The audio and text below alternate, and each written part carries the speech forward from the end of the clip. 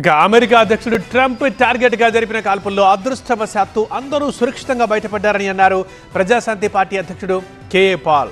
ఆయన ఆ ఘటన జరిగిన టైంలో ఆ హోటల్లోనే ఉన్నారు. కాల్పుల ఘటన తర్వాత భద్రతా బలగాలు వేగంగా స్పందించాయన్నారు. ప్రపంచ యుద్ధాల్ని ఆపాల్సిన అవసరం ఉందన్నారు. టెర్రరిజం ఆపకపోతే, యుద్ధాల్ని ఆపకపోతే ఇదిగో ఇలాంటి ఘటనలే జరుగుతాయని పాల్ ఆందోళన వ్యక్తం చేస్తున్నారు. ఎవరికి ఏ హాని జరగలేదు. బై గాడ్స్ గ్రేస్ ప్రపంచంలో శాంతి కరువైపోయింది,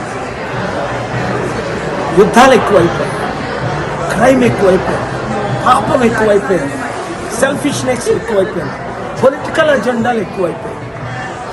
piece is lacking. Jesus said, blessed are the peace makers. That's what I'm doing.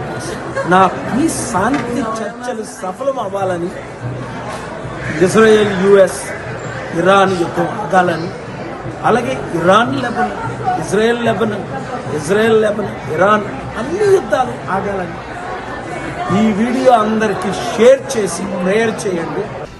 America అధ్యక్షుడు డొనాల్డ్ ట్రంప్ పై హత్యాయత్నం జరిగింది. ఆయనతో పాటు అందరూ సేఫ్గా ఉన్నారు. ఒక భద్రతా అధికారి మాత్రం గాయపడ్డారు. ఆ దాడి చేసిన వ్యక్తి ఫోటో చూస్తున్నాం, కోల్ థామస్ అలెన్. ఏమైనా అమెరికాలో అతిపెద్ద భద్రతా వైఫల్యం ఇది. ఆంక్షలంటూ, యుద్ధం అంటూ ప్రపంచాన్ని ఠారెత్తిస్తున్న అమెరికా అధ్యక్షుడు ట్రంప్ మళ్ళీ టార్గెట్ అయ్యారు. ట్రంప్పై హత్యాయత్నం ఘటనపై ముమ్మరంగా దర్యాప్తు జరుగుతోంది. దాడి చేసిన వ్యక్తి 31 ఏళ్ల కోల్ థామస్ అలెన్గా గుర్తించారు. ఆ ఫోటోలో చూస్తున్న వ్యక్తే కోల్ థామస్ అలెన్. ఇతడు కాలిఫోర్నియాకు చెందినవాడు. ఇతడు ఒక పిచ్చోడు, మూర్ఖుడు, సిక్ ఫెల్లో అంటూ ట్రంప్ తర్వాత వ్యాఖ్యానించారు. ఈ దుండగుడి ఫోటోని విడుదల చేశారు ట్రంపే. అండ్ అమెరికా భద్రతా సిబ్బందిలో ఉన్నాడు ప్రస్తుతం ఈ షూటర్. అతని నేపథ్యంపై ఆరాధిస్తోంది FBI.